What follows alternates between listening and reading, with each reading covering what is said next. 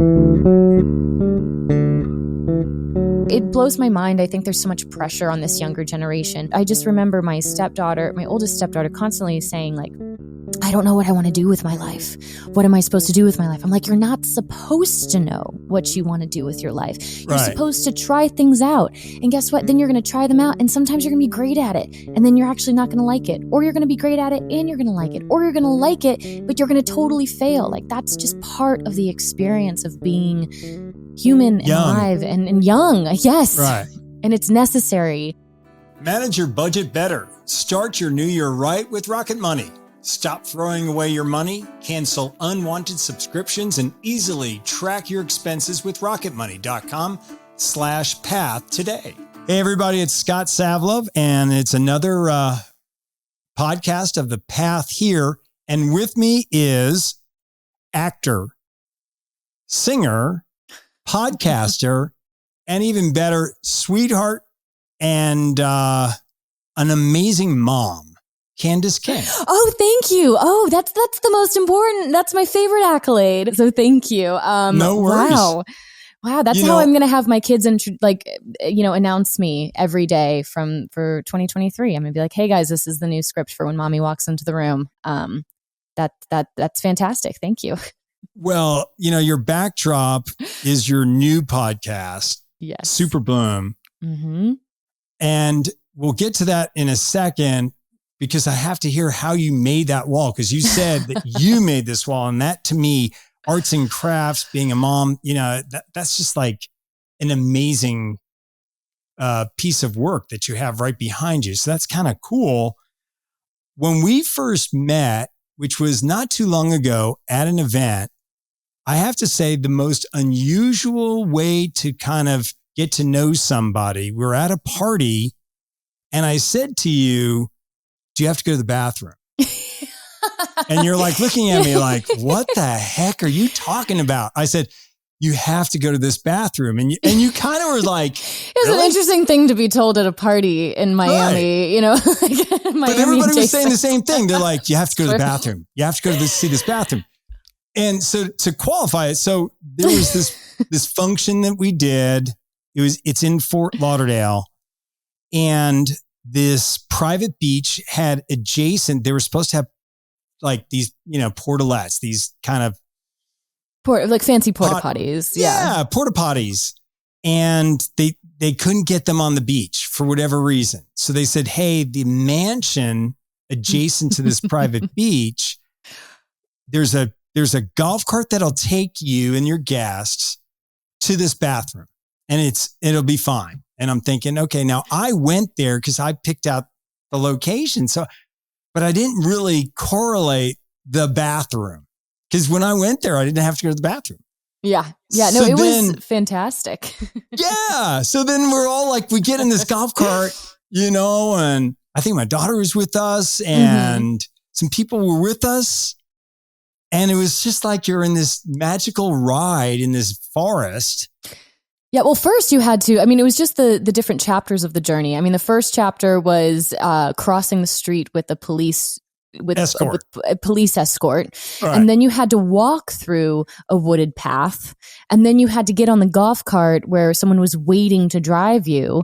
And then you drove through this, it almost felt, it's Florida, which I grew up there. So it's like all the trees and the Spanish moss and it's beautiful. And then you all of a sudden ascend on this gorgeous house that's like out of Encanto. And it's also like moonlights as a museum with all these beautiful art and all this beautiful art and statues. And it was the most gorgeous, adventurous bathroom excursion I've ever been on. And then we went back to the party, and then that became everyone who had just taken the adventure said, you guys have to go to the bathroom. It's an experience. So yeah, it's a wonderful way to meet someone. You usually don't say that at a party as your line to get, hey, nice to meet you. Have you gone to the bathroom? Yes, but I'm glad that you did. I felt pretty good about myself knowing that was my, conversation piece with you, but that was a great experience. People may not know that Candice has an amazingly beautiful golf swing. Thank you. Oh, man. You kind of played it down, and then you said, you grew up in Florida, right? I mean, you're born in Houston. I was born in Houston. My dad is a cardiovascular surgeon, and my mother worked as an environmental engineer, overseeing the design and execution of landfills for a very long time. So basically, my early childhood years were just following my dad around for, where he needed to be for his medical practice, or when he was, I forget what it's called, but when you're still training, you're not there yet. You can't. But he went to school in Houston. He did his residency, that's the word, in Atlanta. He worked in Memphis for a little bit, but they settled down in Orlando. And so from the time I was 6 years old till around 16 when I moved to LA, that's when I lived there. But as far as golf goes, my parents ended up joining a club, Lake Nona. They love it. That's where I grew up, learning to golf. And, it's one of Orlando's best every week. Too. It's incredible. It's beautiful. Also, fantastic ice cream if you ever have the opportunity to eat their ice cream and chocolate chip cookies. But yeah, I would go with my dad, and I was that typical, daughter just constantly being told, keep your head down, you're lifting up, keep your head down, you're lifting up. And I loved it. We never took it super seriously. I was never on a golf team. I took a handful of lessons and would have a blast with my parents, but I didn't really golf consistently enough. So for you to say that I have a good golf swing means a lot, because I just in the past few months have picked it back up. And I, at the event where we met, I was hyperventilating basically at the tee off. Yeah, I saw you. So this event, so we run Omega had a pro-am. Omega Watches had a pro-am in Florida. We were there. And on the driving range is like Rory McIlroy. So it's not in the show Daniel Gang. Yeah, Justin I never just do anything subtly. I just have to go right to the, I never just go just gotta go right to the top. So you're like, you get there and I see you looking on the range like, oh, this is not, and you're nervous. You could just see it. But then all of a sudden, I remember I was driving out there, and it was like the second hole. And all of a sudden I went over to the pro that you're with, and I'm like, how's she doing? And he's like, did you see her swing? She's got a pretty swing. Oh, thank you. She needed to relax, because relax. When you haven't been playing in a long time, and now all of a sudden you're thrust into this thing with big name professional golfers or other celebrities, it can be daunting because you don't want to embarrass yourself. You just want to have a good time. And you did. But you didn't embarrass yourself because you had a pretty swing. Well, thank you. What's funny is I really hadn't golfed in years. It is something that just, I hadn't golfed in a very long time, and I had to go work in Edinburgh in Scotland in the fall, in October of 2021. And I actually had a friend of mine who was going to come with me. And it's my manager, actually. And she was going to come with me on this trip to Scotland. And we were going to take a few days to ourselves to, have a trip through the country. And I said, well, what do you want to do? And she goes, I want to go golfing. I want to go to St. Andrews and golf. And I was like, I have known you for 17 years. You have never once mentioned golf. You don't golf. And she goes, I know, but I want to golf in Scotland. I was like, you can't golf in Scotland. And she goes, why the hell not? Why can't I golf in Scotland? If I make the tee time, if I bring some clubs, if I pay for it, I can golf in Scotland. She's right. And she's right. And it just totally, and she was unable to go on the trip, and I decided to keep the plan. So I went to St. Andrews. I rented clubs. I showed up on a day with probably 50-mile-per-hour winds, to the point where other people canceled. And to cancel your tee time at St. Andrews, it's got to be pretty terrible weather. And so all of a sudden, because people stay up all night to try to get on the old slot. Course. Yes. And they just assured me, you're fine. Just, and so I made a tee time the night before. I was on Jubilee. I show up for my tee time, and all of a sudden this guy comes up, and he's like, I just had to see what crazy, they said some young girl just wants to golf Jubilee in these winds. And I had to see who the hell was out of their mind enough to try to do that. Let's go. And started golfing again. And his name was Dr. Tom, was my caddy's name. He also works on like sports psychology, and we just had the best day talking about life and golf and the origins of the sport. I mean, it was incredible, and it makes me so sad that I wouldn't have had that experience had I not had someone say, why the hell can't you do that? Because I'd had that kind of frame of thought, like, I can't do that. I can't go to Scotland and drive a car. I don't know how to drive on the wrong side of the road. I can't go golf in St. Andrews because I'm not a real golfer. Everyone has to start somewhere. I mean, I spent the earlier part of the week fly fishing because I also grew up, I've done some fly fishing with my family. And I just thought it was such a romantic idea to go to the Highlands. And, I really wanted to do salmon fishing, but it was off season at the end of the season. So I went fly fishing and then felt so embarrassed because I haven't done it in years. And then the two gentlemen that were there, Wes and Willie, one of them didn't even pick it up till he was in his 40s. And so if you don't kind of go into that introductory day of just saying, well, why the hell can't I do this? Then you're never going to start anything new. So, but yes, I almost did vomit on teeing off while we were in Fort Lauderdale. You were that nervous. I was so nervous. And at least I think I made it to like hole 12 before I got like an adult lemonade to kind of start calming down. But I felt so accomplished by the end of it. It was truly a transformative experience out of just 48 hours of golfing. If you're like me and you're constantly getting billed for things you don't remember signing up for, start your new year more efficiently by signing up for Rocket Money. I did. Rocket Money, formerly known as Truebill, is a personal finance app that finds and cancels your unwanted subscriptions, monitors your spending, and helps you lower your bills, all in one place. Pretty cool. Rocket Money makes canceling subscriptions as easy as a click of a button. Simply find the subscription you don't want and press cancel, and Rocket Money will cancel it for you. No more long hold times with customer service. When I started, it was amazing. I identified the subscriptions that I didn't want, hit the button, and they were gone. Pretty amazing. Stop throwing your money away. Cancel unwanted subscriptions and manage your expenses the easy way by going to rocketmoney.com/path. That's rocketmoney.com/path. Let's talk a little bit about growing up in Florida. For you, I mean, what was your childhood like? Typical, just like an enjoyable experience? I mean, how would you describe it?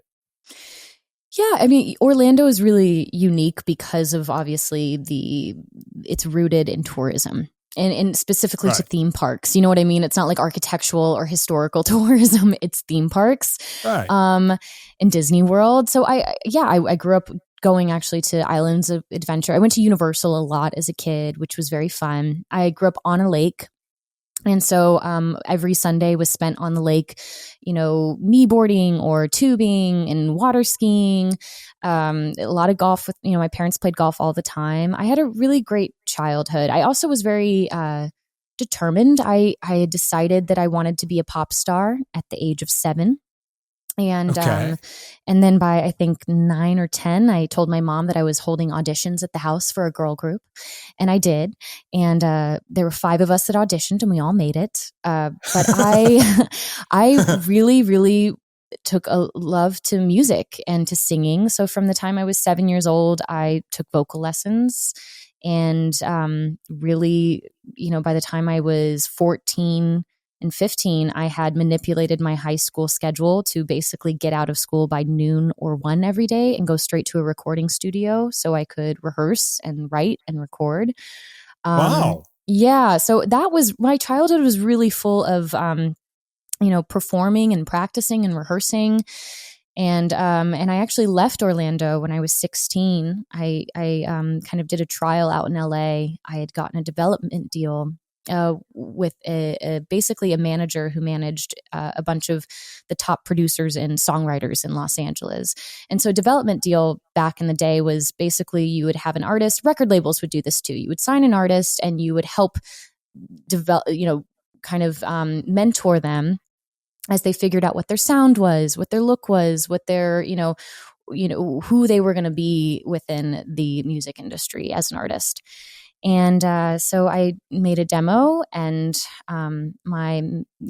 the company that I was with, my representation shopped me. And 2 weeks later, just before my 17th birthday, I got a record deal. And so my parents allowed me to stay. And then I had been in LA ever since, and I graduated through correspondence. So that was kind of like, when I talk about my childhood, it's definitely a little bit more unique. I would say, I think where were your parents? So did your mom come out, or what were you doing? Like, were you just on your own staying at somebody's house? I know. No, my mom came out with me. We got an apartment for a few months. And then by the time I got signed officially to a record deal and publishing deal, following right before the school year, my little brother came out with us, and we moved into a house for a year until I turned 18. Wow. And then I literally moved into an apartment. She was like, "Fly, you can do this. Be safe, make good choices." And I've been on my own ever since. Wow.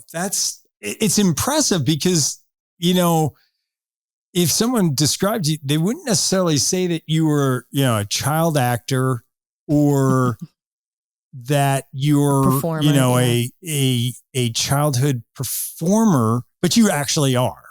And I mean, I know you described your amateur, hey, I told my mom we're going to have, open tryouts but obviously you were determined to get that kind of a career path, because it obviously took, right? I mean, if you're by 16 already going out to LA and getting a record deal, you were very focused on what you really wanted to get accomplished.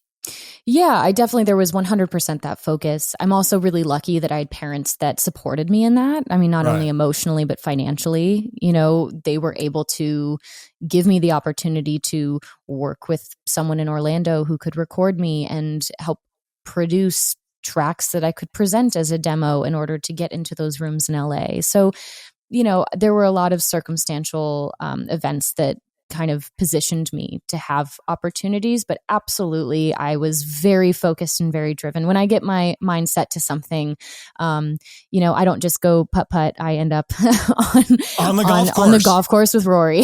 Exactly. Why mess around?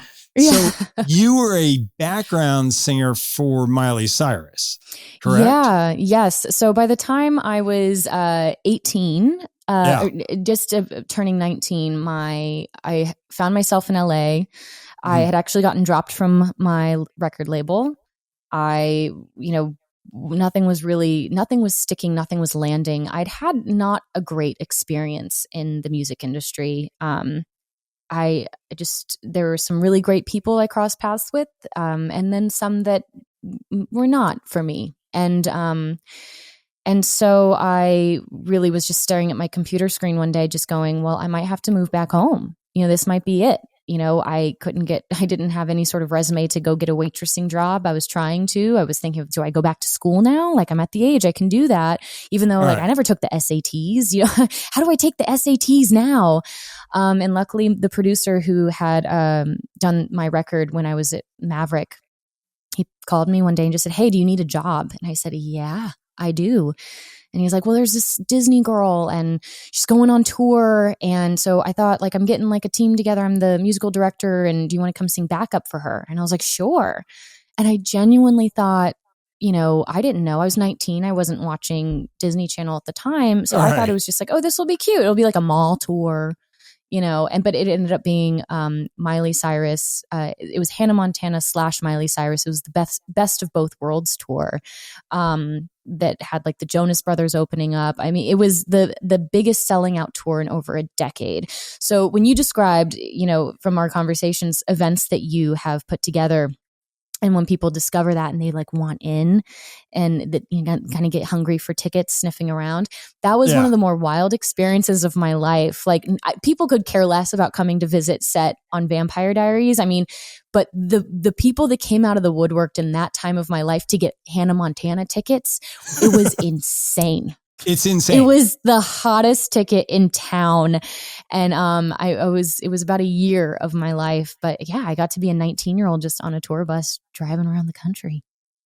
not like a chill tour bus, like a very big fancy one. I was going to say, how is touring with Miley? I mean, was she fun to tour with? She was 14. I think she had her 15th birthday, or she turned 14. She was very young, and I was 19 at the time. So we were in different, age ranges. She was so sweet. Her whole family was so sweet. I mean, there were, I think it was like a 13 bus tour. It was very, very large. It was an arena tour. And she's so flippin' talented. I think that is clear. And even at that age, her ability to know how she wanted to perform, what she wanted to perform, and just her ability to just sing at like an angel. And there's just such a unique tone to her voice. It's magical. Even at that age, it was just like that was also something that made me realize, I understand why she's at the front of the stage. And there are some things when you realize, that I'm meant to do because it is my calling, as opposed to it is a passion. And that's kind of was a light bulb moment for me as far as like my career in music, that, who knows, maybe there will be a time in my life where I want to create music again or perform it, but it will only be in the realm of it being a passion as opposed to a calling, because those are two very different things. If it's a business model, I'm a big believer now in life that you can do it, but you're kind of not all in. When it's a passion and you're passionately into it, you're all in, because you won't accept no. You want it to work because you love it. I loved it, and I still love it. In my own way. I don't actually sing or perform anymore, but it made me go, she has that thing. She is someone who can stand at the front of the stage and just capture an entire like 18,000 people with no music behind her. And that is not maybe the voice that I have. And that's okay. I don't have to be that. Like, I can find my enjoyment. And also maybe music is not the way that I'm going to put food on the table for myself 10 years from now, is also something that I learned. But that's why it blows my mind. I think there's so much pressure on this younger generation. I just remember my oldest stepdaughter constantly saying, like, I don't know what I want to do with my life. What am I supposed to do with my life? I'm like, you're not supposed to know what you want to do with your life. You're supposed to try things out. And guess what? Then you're going to try them out. And sometimes you're going to be great at it. And then you're actually not going to like it. Or you're going to be great at it and you're going to like it. Or you're going to like it, but you're going to totally fail. Like, that's just part of the experience of being human and alive and young. Yes. Right. And it's necessary. So that was kind of that chapter for me. Well, for you to then make a transition into acting, how did that come about? I felt like it was a very easy, responsible, exactly what's going to, no, I'm kidding. It was ridiculous. I have no idea why I thought that was going to be a more logical, predictable industry. I think there's an element to that was just happenstance, the place and time. When I was on Maverick as assigned musical artist, I was basically introduced to who is still my theatrical manager at the time. They said that they had kind of a list of things that they wanted me to do before they wanted to release my record. And one was to go book a TV show or book a big acting gig, even though I'd never acted before in my life. But I did. It wasn't huge, but I booked I booked an independent film. I booked some TV guest spots. And so when the tour was over as a backup singer, when I tried to get back in the writing room, but it just didn't feel right to be an artist, I just thought, you know what, maybe this is the time that I just focus in on acting. Like, I really enjoy being on a set. I loved it. All my friends when I moved to LA were all actors on very, very large TV shows. And so, I'd go and I took classes with a friend of mine who was on a sitcom. He, was a son on a very well-known sitcom. And so him and I actually did all of our classes for schooling together on his set or when he was done with work.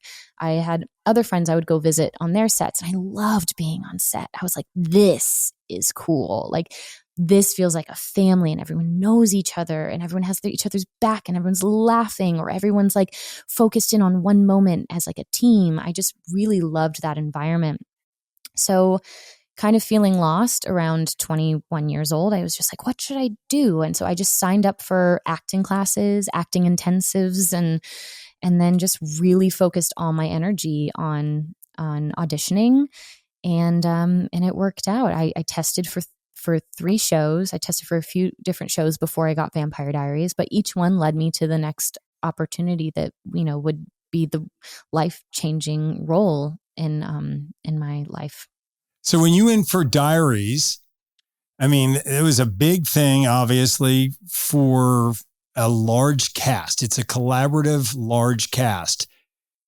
What role were you trying out for? Were you trying out for the role that you got, or just trying out, or did they just do like an open kind of, they were casting it and then they wanted to assign the roles? How, because everything is kind of different for such a large cast. How did you get that role?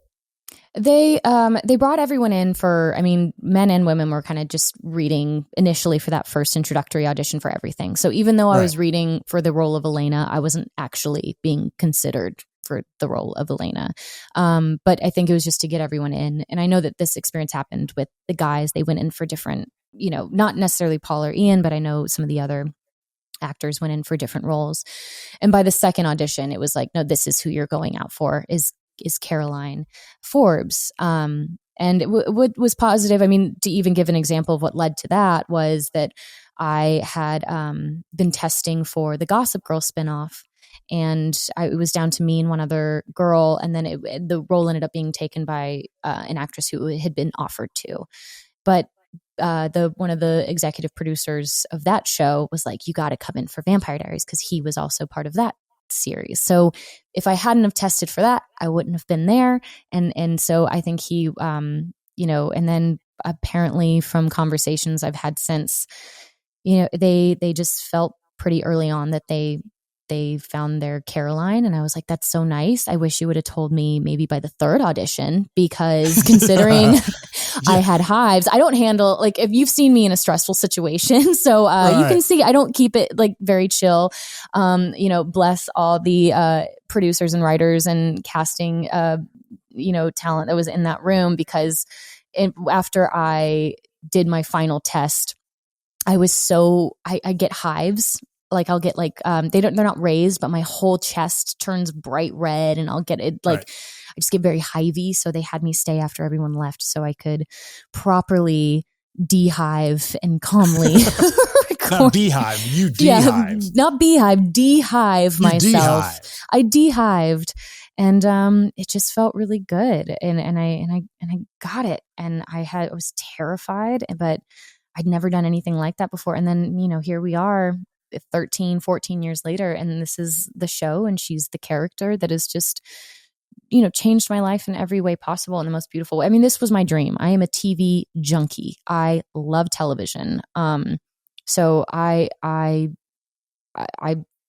truly am so grateful. I feel like I won the lottery in a lot of ways. We'll come back to Vampire Diaries in a second. Tell me, if you were a TV junkie, what was your favorite TV show growing up? Like as a kid, what would you say? Hey, this was my favorite show. Yeah, well, that I watched, before it was the CW, it was the WB. WB ruled my life. Like the way Bravo Television rules my life now, the WB ruled my life then.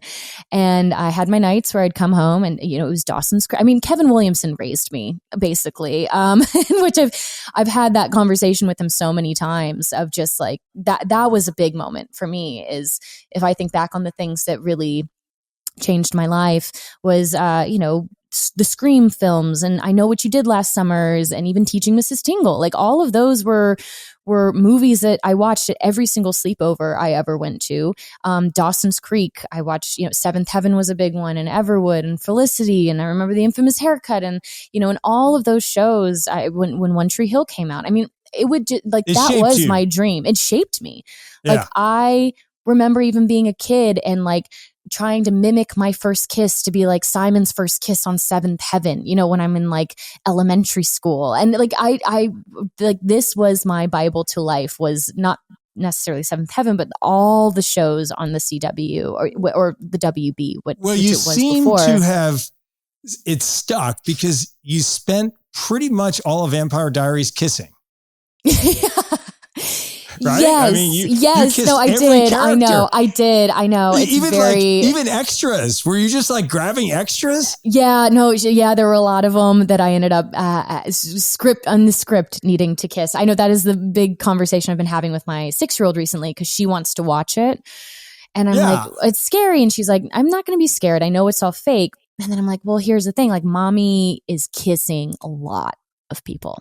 Like a lot of them, like, and mommy's in her bra and underwear sometimes. And it might, like, it was difficult for my stepdaughters never got through it because they're like, it's too weird. It's too weird. And so I feel like it would be weird for my 6-year-old too. Yeah. But Julie Plec always had a running joke where she's like, I'm just going to write your love interest to be a mop. And like, I'm sure you're going to have chemistry with that too. Like, I don't know. I feel like that was kind of my lesson was watching those shows for so many years. So it was like that. And even when I was younger, you know, TGIF, every Friday I was just in front of the television. When I did decide to act, it was not, or focus my attention on becoming an actor professionally in hopes of it being professional. I never was like, I want to book the movie. I want an Oscar. I want I need that like thing where I can grip my teeth into it. I like, you know, Ellen Pompeo has it figured out. I wanted to be on a show. And just, I wanted to be on TV. I loved TV. Before it was like cool to be on TV. I loved it. For you, you know, I've seen this in, you know, firsthand with adults asking you questions, you know, like, you know, other actors would ask you. I was there. I saw it happen. The 3 most common questions for you from Vampire Diaries are what?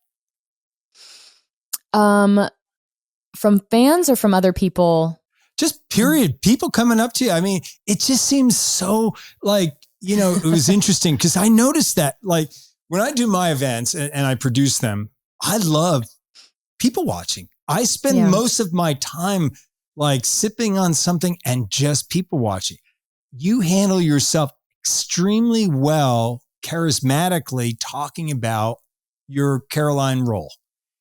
And people then all of a sudden, as soon as you open that door, I listened to it. Some guests, other guests at this golf event, I could tell they wanted to come right to you and ask you. You knew they were coming over to you. I could just tell you know how to handle yourself. Oh, they came over to you. Instantly, you're prepared to answer 3 questions. And it seems like they have these patented questions for you and your character. Or am I missing something? Yeah, no. Usually it's Stefan or Klaus, which is like 2 other characters that my character was romantically interested with. Like it was the kids call it like shipping. Right. And I usually respond with, well, what was your favorite? Which I heard you do, and you're good at that. Which is a safe It's realm. amazing. Yes. I usually get asked, does Ian Somerhalder really look that gorgeous in real life? And I say, absolutely. And he has the kindest heart. And if he was here, he'd be giving you a giant hug and, you know, would know the names of your grandparents and everyone around you. He's just a very charismatic person. And then the third one is usually like, did you actually like it? Like, was it actually fun? And I loved it.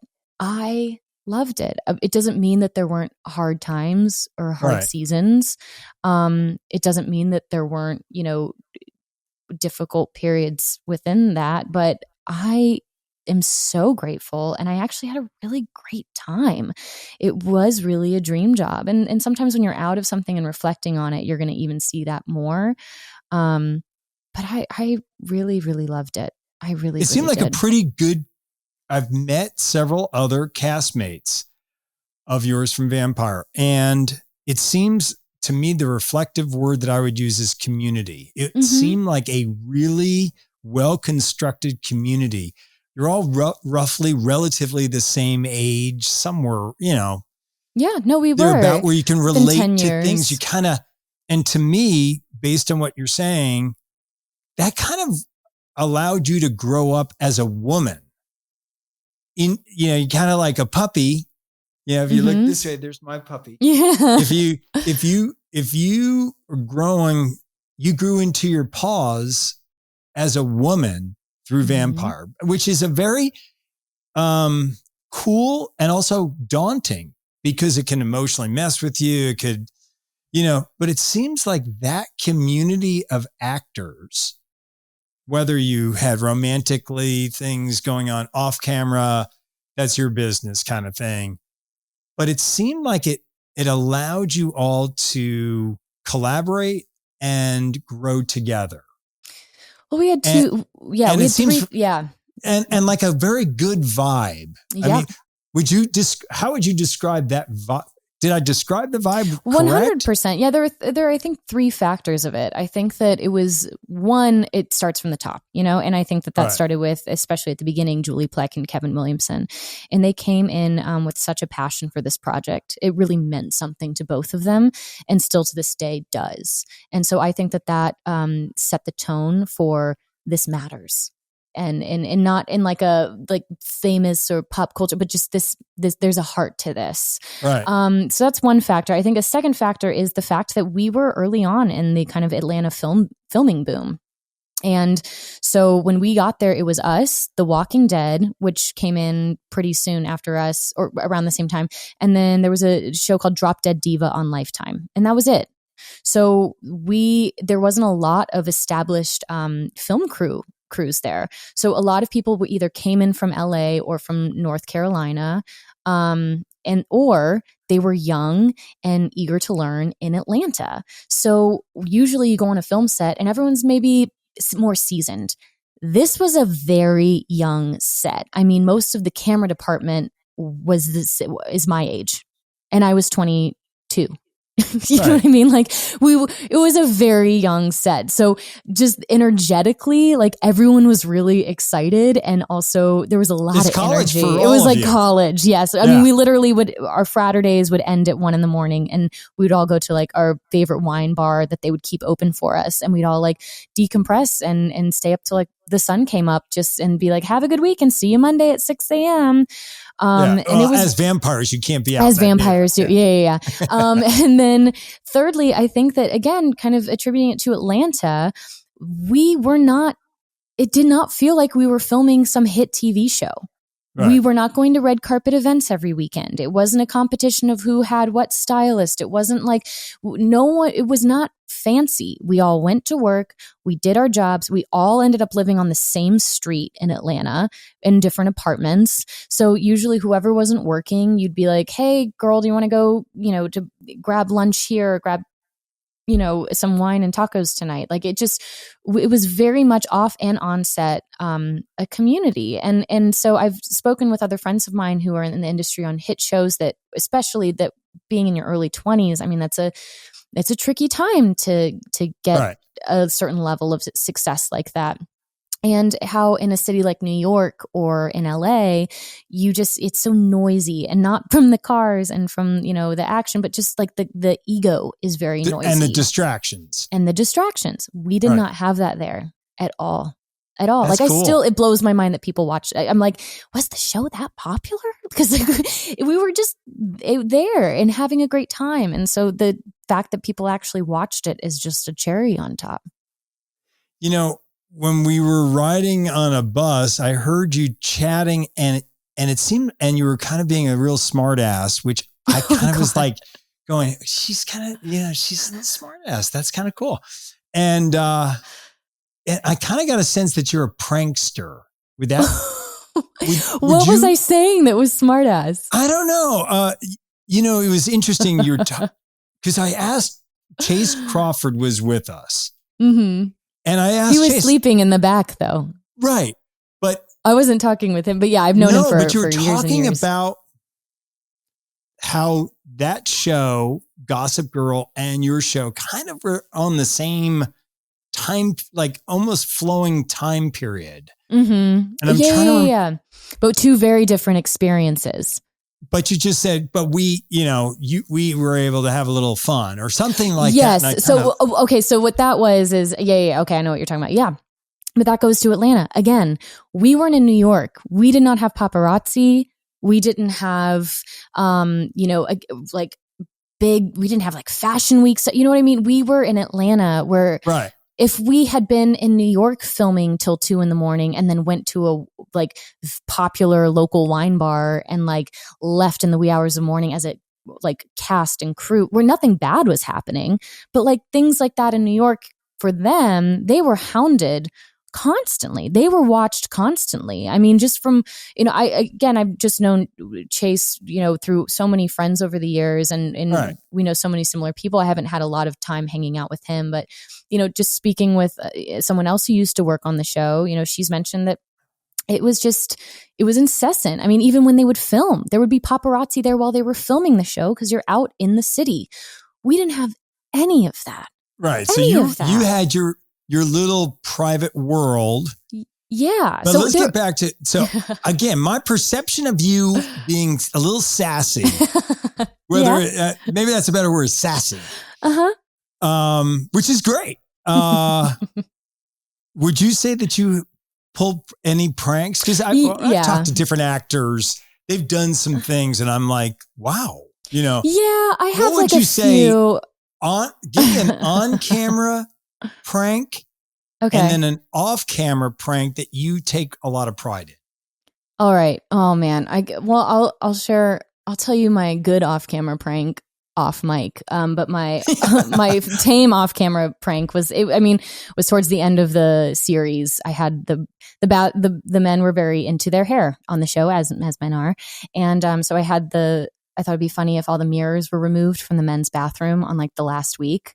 But they all thought that they were just tearing down for the set. So no one really even blinked an eye. But I thought it was funny. But my on-camera ones that probably have gotten the most applause over the years are, I think, any sort of intimate scenes, and this was kind of intimacy coordinators, obviously, they're awkward, and this isn't just totally awkward because it's, you're not wearing a lot of clothes and you're in close quarters and you're having to kiss and put your hands on each other, but also your friends, your colleagues, your coworkers. And so it's uncomfortable. I feel like you need an icebreaker.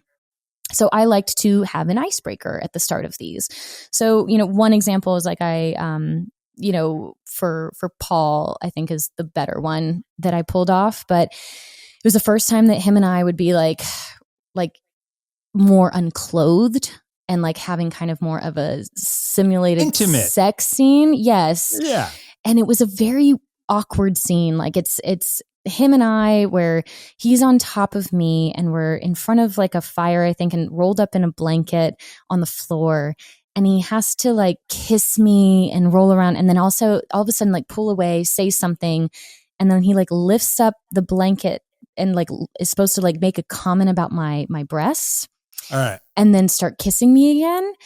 And it's it's just all awkward. So even if I have like, like a cup that's on each of my covering me, because you can see my whole back, it's still uncomfortable. So I thought, what would Paul want to see? He doesn't want to stare at these like weird fleshy cups on my boobs. What would Paul want to see and stare longingly into while looking underneath this blanket to admire? Oh, Ian's face, obviously. So I worked with our department for wardrobe and created an Ian bra. So it was basically a whole bunch of cutouts of Ian's face that then was attached to this bra, like kind of like little covers on my on my chest. So and everyone's there in the room and they're like, action. So we do the scene and then he looks under and he just like jolts up and like looks at me in the eye and was like, and they're like, Paul, can you please just say the line? We're late for lunch. And he's like, I was like, come on, Paul, can you not be unprofessional right now? And he starts laughing and they're like, cut, just go again. And he's like, wait, what? And they're like, action. And he's like trying to do it, but he just starts laughing so hard because it's just like a bunch of smiling Ians from my boobs. And then finally at the end, I stand up and show everyone, what See, Paul's that is a prank. Yeah. But they should use those. If you still have them, they should use that as giveaways for their whiskey or, for their bourbon. I know. I feel like, an Ian bra, maybe a Paul bra. Like that's maybe going to be my side hustle. Let them have their bourbon. Little glass holders. I'm going to start some, Ian Somerhalder and Paul Wesley bras. It's a bra line. It's going to be very successful. I think that's a great idea. Now. Yeah. You evolved from acting. And one thing I did want to ask, as isolated as you were in Atlanta, did that preclude you from doing other acting? Like, because I'll give you an example. Frankie Muniz came on the podcast and he was talking to me and he goes, when we're doing Malcolm, and I was doing, like Cody Banks and this, and they were not thrilled with me doing the movie and the promotion around the movie because they wanted me focused exclusively on Malcolm. But he was obviously in LA. So based on what you're saying, it's a different type. Now you're based in Atlanta. It kind of isolates you a little bit. So did that preclude you from getting other gigs? Well, preclude is a very, look, I made choices when I was younger. Life is about choices. We worked 9 months out of the year. I'd have to check with an AD department to see, hey, 2 weeks from now, can I go to my friend's birthday? Hey, can I go to my grandmother's birthday a month from now, you think? Well, we won't know until a week before because of the schedule. I mean, that's how you would live your life for 9 months out of the year, which is fine. I mean, I had it was a great gig. But by the time the show ended for the season, I would, start auditioning to try to get like an independent film or a part in a film or do something else. And I did that. But then quickly I had all these other offers coming in for like conventions, like kind of miniature Comic-Cons for the show. Right. And this would have been, 12 years ago. So that business has really boomed in this last decade. But the offer wasn't just like go to like Wisconsin. Love Wisconsin, I'm just saying. But it was like, do you want to go to the south of France? Do you want to go to Paris? Do you want to go to Belgium? And do you want to go to Spain? And so all of a sudden I was like, wait. And they're like, we'll fly you first class and you can go and you can work. And so instead of, I kind of looked at what do I want to do right now in my life? And is it trying to hustle for like the next project with my 2.5 months that I have off from work? Or do I want to go travel Europe for like a month and a half by myself and or with friends that want to come hang out and do that? And so that's what I did.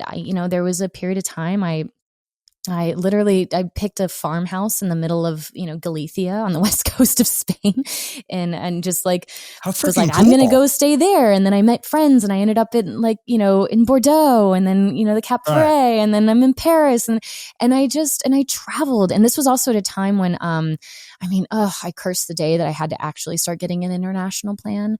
But I would just have no phone. I would just use Wi-Fi sparingly and just spent a few summers of my breaks doing that and had a beautiful, beautiful time. Because now obviously I'm a mother and when you have a family, that's not how it works, No.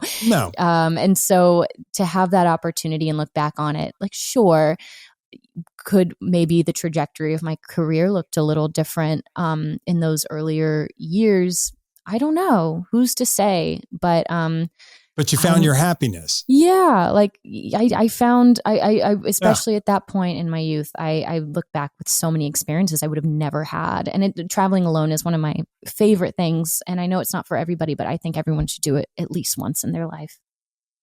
You evolved from not only being an actress and mom, but to do podcasts like this, except you kind of had, your podcast had almost like, to me, theme where it required thought. Did you come up with the ideas for your podcast? Yeah, I did. I had also done a podcast with a friend of mine, and she was a coworker on Vampire Diaries, and we were friends. We are friends. We've known each other forever, since the start of Vampire Diaries. And it is called Directionally Challenged. You can listen to it anywhere. It's fantastic. And so it's a great podcast. It's a great podcast. And so Kayla Yule and I, we started that years ago. And it was at a time when, podcasts were just starting to come around and we wanted to have some sort of control over what we were creating on a weekly basis when we were finding it difficult to be inspired by auditioning at the time. And as two women in their kind of early 30s being like, where do we fit in this industry? And how do we kind of carve our way into being, having an element of relevance that isn't through social media, because it just didn't feel organic to us at the time, to be posting constantly, but also wanting to have a conversation with the fandom that it loves Vampire Diaries so much. And how do we communicate with them in a way that feels organic, that's not just like a pretty photo on Instagram. Right. And that's a little bit more vulnerable. So that's kind of the root of where that podcast started. And that was 5-6 years ago, and maybe 5 years ago. And so now I'm in Nashville, Tennessee, and time zone change, life changes. And so I the opportunity to kind of figure out how do I want to talk about life and on the microphone, and what kind of conversations do I want to have while I'm here in Nashville. That's kind of where I started. And then the concept of a super bloom came up just researching more what that word means. There's a band called Mr. Wives, and they have a great song called Super Bloom. Right. And I listened to it. And so then I started looking up what a super bloom was, only to remember like vividly that was one of the first things I did getting out of my house during the pandemic. It was a super bloom in California of the poppies. From the rain, right? I mean, from the incessant rain. Yeah. And looking at the flowers behind you, it is from all that rain when it pops out here, especially, but wherever from rain, right? The rooting of the plants. Yeah. So it's actually specific to a desert landscape. So okay. It is, it usually only happens around like every 10 years is generally, obviously that can shift, but it is a botanical phenomenon. Like it when it happens, it means something. And it's just this like dry desert that gets a sudden heavy, incessant rainfall. And you have to have that rainfall because the harder and the more aggressive the rainfall, the deeper the water penetrates and nurtures the seeds that are deep down below. And then the seeds have to grow and fight their way up to the top. And it all needs to happen in order for this beautiful super bloom on the other side. And I just resonated with that concept so much, not only for what I've been going through personally in my life in the last, couple of years, but I think as a society, what we've all experienced is just the changes and it tests you and the people around you. And there's not one person who I know who hasn't had either their life completely upended from just circumstances or by grief. So many have lost loved ones, and that it's heavy and it's difficult and it doesn't feel like it has a purpose except just to feel heavy. But when you realize that that's when you're kind of doing the most work on yourself and sitting in that for a minute and taking in, the nutritional value of what that part of humanity and what it means to be a human walking, within your life, there's a universal experience to that grief and hard times and uncertainty, that when you do fight your way through to the other side, it is just so fucking beautiful. Right. And that's kind of the root of where these conversations and I'll share, I had a dog 14 and a half years, yellow lab, was attached to me. Like anybody who knew me knew my dog Sammy. We got the news that he had cancer and he was dying. And when he went, I cried and it felt like a hole in my heart, just like losing my parents. Yeah. And I had all kinds of stories that way. And when I was thinking about the word super bloom, kind of researching what to ask you about super bloom, I can understand exactly your descriptive, because when we finally made a decision to have another puppy, it felt like all of a sudden this realm of happiness and joy of that part of me popped. It returned. And it's a small piece. And look, there's much bigger life tragedies that I've overcome to get to the next level. But just on a quick note, it made me think of that because it was like the immediate joy of having something in your life that brings you that joy from heartache. Yeah. That kind of is the human side of Superbloom to me. So that, again, it's a subjective kind of phrase for a podcast, right? Yeah, of course. Well, and also that like you're on the other side of it. And I think like I have a hard time really expressing, I can't be in it, if that makes sense. I can't be in it and try to put words to what I'm going through that make any sort of sense, that have any foundation to them. I have to be on the other side. Right. And so, it's been really a great opportunity to sit down with so many people who are on the other side. I mean, the biggest, I'm so impressed. I had the opportunity to sit down with Amanda Knox for this season, and just hearing her now just thriving in motherhood and finding her own place in journalism after everything that she's been through.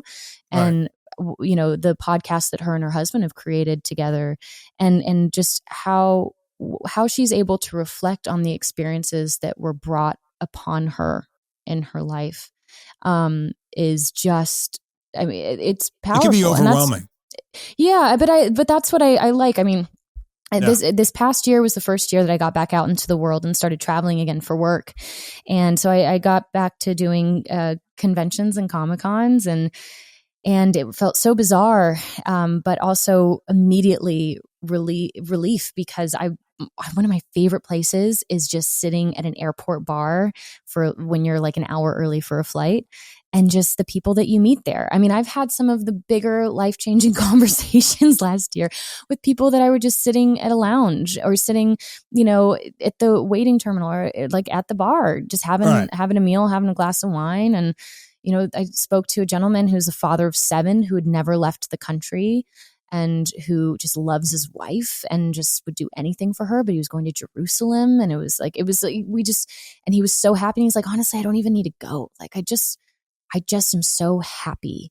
And it was just so beautiful to hear someone so happy with it. But that's the whole point. Like, I think human connection and in this medium where you're all of a sudden having conversations with people you would have otherwise never had conversations with, and they become so personal and vulnerable, and an opportunity for that. Yeah.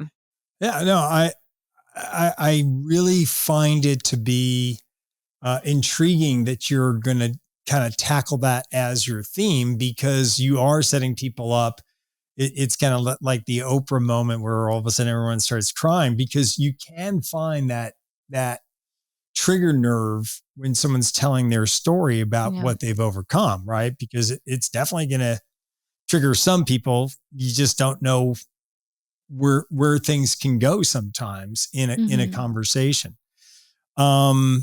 Your use of social media was intriguing to me when we met, because we're all kind of finishing up playing golf. You guys play golf, and everybody was taking all these pictures. And I said, Candice, come here, let's take a picture. And you go, give me your phone. And I'm like thinking, okay. And you took a quick selfie, and I'm like, wow, you're really good at that. And you go, well, this is what I do, Scott. I'm a professional. And I'm thinking, she's smart, but she was really good at this. Your ability then to talk to me about social at that moment, posting things, this, that, the other thing. You're doing your podcast. It reflects, when you're talking about advertisers, they want you to post things and create things and content for that mindset. Is that challenging for you? Do you find that to be challenging, creating the content using social media? I think it's become less of a challenge when I've removed my ego from it. I think that's when it was more challenging. Like, well, what does this say about me? What are people going to think if I look silly, or if I'm just trying to promote? And then how do I have to force myself to make this whole movie and edit it for hours. And when I realized, okay, I know my strengths and I know my weaknesses. So I started working with someone last year who we would meet twice a month. she would help we'd come up with concepts for fun social media posts and photo shoots. And it's a fun way where I can engage when I want to engage, and also feel like I have something that I can post when I feel like that I'm not bringing my phone around with me, because I'm the same way. I am not someone who's good at keeping my phone out all the time. I mean, I get joked about how many unread text messages I have all the time, because I'm like, well, I don't want to I would take hours if I just constantly was on my phone. And you have little ones too. And I have little ones. Yeah. And so, but I think having someone work with me has been a big help. Again, removing the ego from it, like forgetting that I do not have social media to update my friends and family. I have social media to be within community of the people who are fans of maybe the Vampire Diaries, or who are fans and supporters of the things that I create and put out in the world. That's the community that I am in cahoots with on social media. That's the community I'm servicing, and that, is excited to be a part of what I'm creating as well. So those have kind of been the two learning curves, especially because I'm 35. I'm not trying to like TikTok is still confusing. I still don't know how to make the words pop up and disappear. And what's funny is even the kind of the partner that I've been working with to do some of these posts, she'll be like, this is going to be hilarious. This is going to be great. And I'm like, this makes no sense. Who watches this? And then the video does amazing. And I'm like, I'm just out of touch. So I would say, that's been the key to how I've been able to enjoy social media as of late. It's been a total game changer, truly. My last question for you is two part. Okay, so I want you to think this through. Okay, give me, as a time capsule, give me a prediction or forecast of where you see yourself 10 years from now, and what your two daughters will be doing in life. They're going to be teenagers, and I don't know what they're going to be doing. I have no idea. I stopped playing that game. I feel very blessed in the opportunity of having been able to, be a part of my stepdaughters' lives for as long as I have, because they've just taught me so much. I mean, I think we all know, if you are a parent, you know that there's such a little mirror to yourself, which is sometimes so good and sometimes terrifying. And so, and a lot of times terrifying. And so the lessons that they've been able to teach me just by, watching them grow into these incredible young women has really influenced, how, one, I see the world, how I see, myself as a parent, and, and how parenting just works in a bigger realm. So I feel like I don't know what they're going to be doing in 10 years. And it never serves me right. It never does a service to me to think and project that. My hope is that they feel safe, that they feel joy, that there is a really good record playing in whatever, music room we have in our house, and that they're asking me what we're having for dinner. That's where I hope they are 10 years from now. Something as simple as that. For me, I hope to, I just want to, I want to have something that, I want to be a part of something that means something to the world. I don't know what that means yet. And it doesn't even have to, globally, that's a very big ask, but just it means something to a community of people, whether that's something I've created, whether that is something I'm lucky to be a part of, whether that is something that I am just partnered with. I don't know, but that is what I'd really like to be 10 years from now, with my feet just firmly barefoot on the grassy ground, feeling like I'm a part of something that means something to a community within this world. Real fast, how long did it take you to create that wall? 3 days. Behind you? 3 days. A lot of burnt fingertips of 3 days, multiple trips to Joann's and Home Goods. Shout out. And guess what? You can just buy it on Etsy for a couple $100 more, and it'll save you so much time. But I did it. I did it.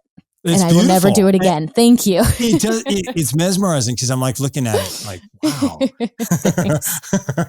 If I was like really stoned, it would be like, wow, look at that. Yeah, the colors, the butterflies. Yes, exactly. Ooh, super bloom. Wow. Yeah. Candice King, thank you so much for coming on the path here. If you get a chance, check out her podcasts and always take a look at her on Vampire Diaries. Try to find something. You can always reach her, I'm sure, at her websites and social media on Instagram. But we thank you so much for coming on the path here and thank you and sharing a little bit about you. Yeah, thank you, Scott. And I'm excited to get you in the next golf outing. Yeah. Oh yeah, no, my swings are gonna be much more consistent this time. I'm ready. Wow. I'm gonna be ready. I've got 6 months. I'm gonna be ready. No nervousness, ready to go. Ready to go. Awesome. All right, take care. Hey, thanks so much for listening to this week's show. You can subscribe wherever you get your podcasts. Feel free to write us on thepathhere.com to have one of your questions featured on a future episode. You can follow me on Instagram at Scott Savlo. If you want to send us a tweet or follow us on Instagram, it's at The Path Here Podcast. Hey, I'm Scott Savlo, and you've been listening to The Path Here.